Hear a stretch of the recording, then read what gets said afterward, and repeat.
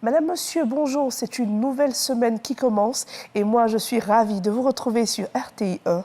Je vous propose dans ce journal une petite plongée au cœur de l'innovation.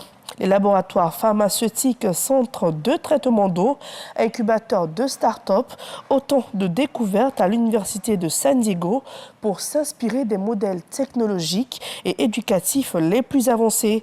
Une délégation ivoirienne y était et elle était conduite par le président du CESEC, Eugène Akawele. Walter Amadou Ouattara. Université d'État de San Diego aux États-Unis d'Amérique. Des représentants du ministère de l'Enseignement supérieur et de la Recherche scientifique ainsi que ceux du VITIB, Village des technologies de l'information et de la biotechnologie de Grand Bassam, une délégation ivoirienne conduite par le Conseil économique, social, environnemental et culturel, CESEC. Elle s'imprègne des atouts qu'offrent les équipements d'apprentissage dans différents domaines des sciences, des laboratoires pharmaceutiques au centre de traitement d'eau en passant par l'incubateur des startups, tout le mode de fonctionnement est expliqué. Des recherches sont axées sur des puces qui interagissent avec les cerveaux des animaux et des humains. Nous avons réussi à insérer nos puces dans un rat et c'est resté pendant 6 mois et le rat n'a pas rejeté. Donc ça montre qu'avec la recherche, ça pourra nous aider à trouver des solutions à certaines maladies neurotiques. L'Afrique a une population très jeune et nous voulons que cette jeune population puisse apprendre des technologies très approfondies comme les semi-conducteurs et les puces. Des jeunes filles doctorantes y mènent leurs travaux. Elles incitent les étudiantes ivoiriennes à s'intéresser à la technologie. Je travaille pour la détection du niveau du glucose dans la sueur. Ça se passe bien, je suis à la 2e année, j'ai de bons résultats. Mon message à l'endroit des jeunes filles ivoiriennes, c'est toujours travailler dur. Il y a une opportunité pour les jeunes filles dans ce domaine. Je viens de l'Allemagne, je suis ici pour faire ma thèse dans le domaine de neurotique. Je vais fabriquer un senseur neurotique qui va permettre de capter la détection des signaux du cerveau. Cette mission a été bénéfique pour le VITIB parce que nous encourageons les jeunes filles à s'intéresser au domaine de la technologie en Côte d'Ivoire. Nous profitons de cette mission pour aussi démontrer notre engagement dans le domaine de la technologie. Eugène Akawele, président du CESEC, se félicite de la tenue de la mission. L'Université d'État de Santiago, il y a eu plusieurs séances de travail avec les principaux présidents d'université de Côte d'Ivoire. Elle nous a donc invités à venir ici pour que ensemble nous puissions conclure un partenariat qui permettrait bien sûr à des jeunes Ivoiriens de venir se former dans un cadre adapté à leur insertion dans l'économie de la Côte d'Ivoire. L'Université d'État de San Diego propose au moins 11 masters d'études technologiques. Elle est également spécialisée dans la formation professionnelle et dans l'enseignement continu. C'est une nouvelle ère qui s'annonce à la Musa RTI. Les agents de la Maison Bleue ont renouvelé leur instance avec l'élection des délégués. À leur tête, Kader Sogodogo, le nouveau président du conseil d'administration, promet des actions fortes pour améliorer le bien-être des adhérents. Didier Nguessin. Il est le nouveau président du conseil d'administration de la mutuelle sociale des agents de la radiodiffusion télévision ivoirienne, Musati. Kader Sogodogo est élu à l'unanimité des délégués du syndicat, du comité de management et des 5 corps de métier que sont le journalisme, la technique, la production, l'administration et le corps médical.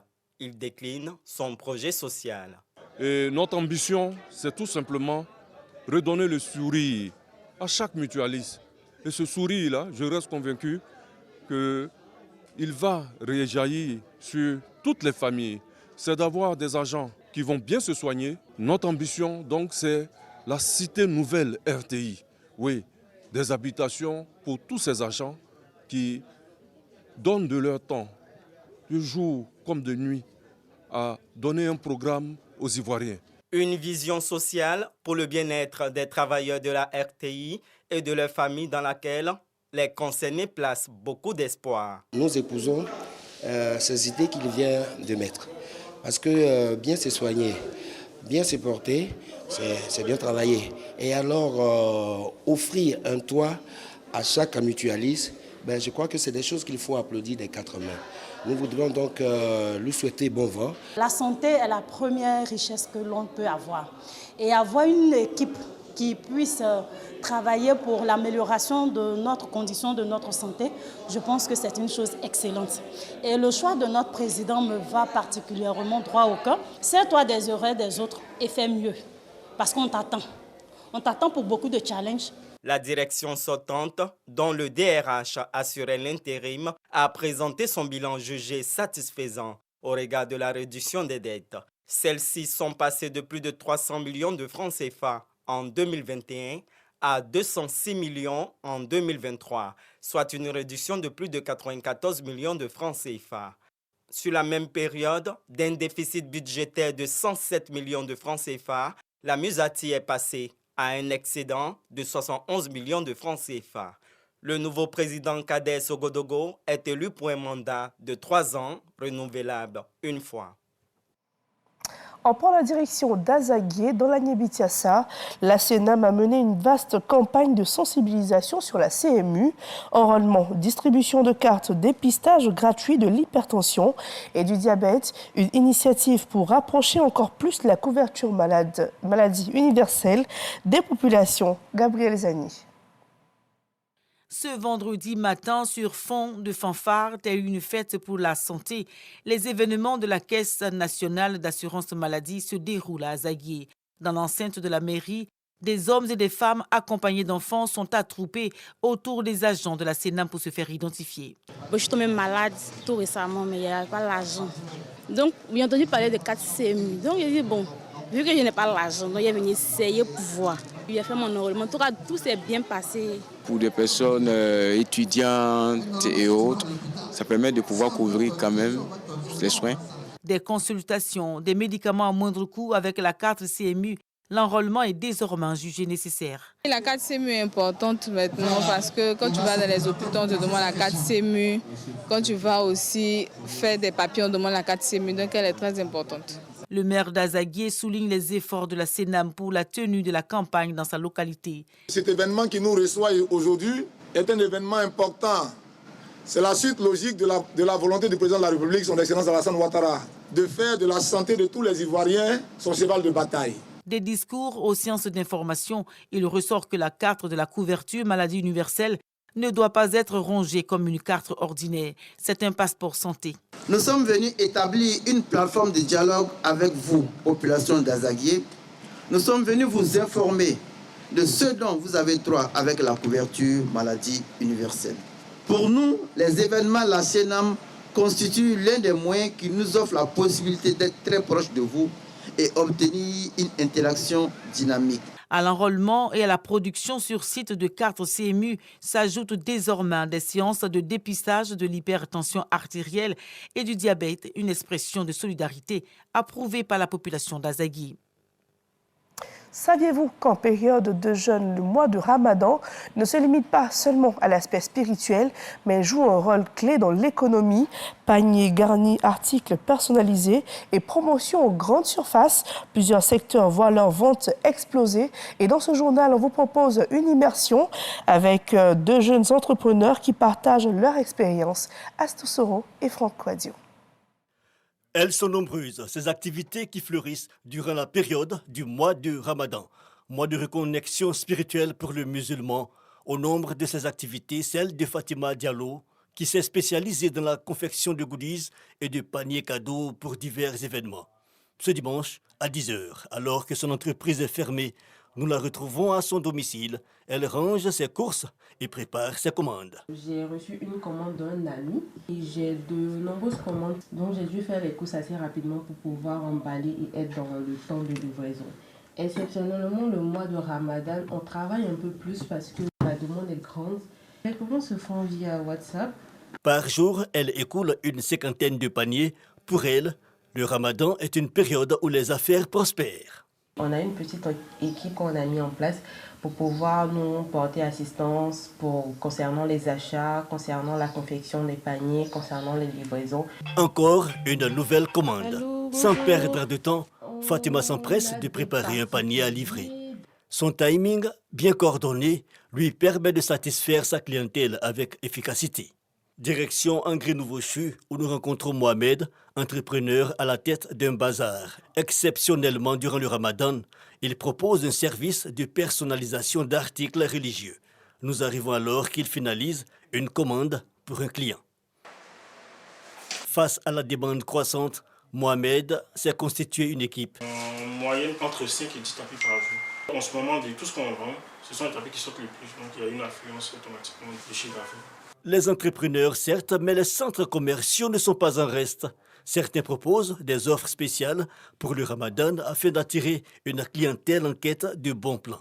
Souvent, on fait la décoration des entreprises, des maisons, tout ça, pour la période du ramadan. C'est ici que je viens m'approvisionner. On a vraiment une grande variété d'accessoires, de décorations.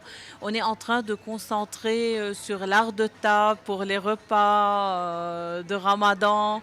Avec une multiplication d'activités et d'initiatives commerciales, le ramadan devient un véritable levier économique, bénéfique tant pour les entrepreneurs que pour les consommateurs. Nous sommes encore dans le mois de mars et qui dit mars dit Journée internationale des droits des femmes. Du côté d'Anangué, les femmes ont célébré cette journée avec ferveur, mettant en lumière les avancées réalisées en matière d'égalité des sexes. Une célébration portée par les coopératives agricoles de la localité. Souleymane Donsong. Anangué, localité située dans le département d'Azopé, dans la région de Lamé.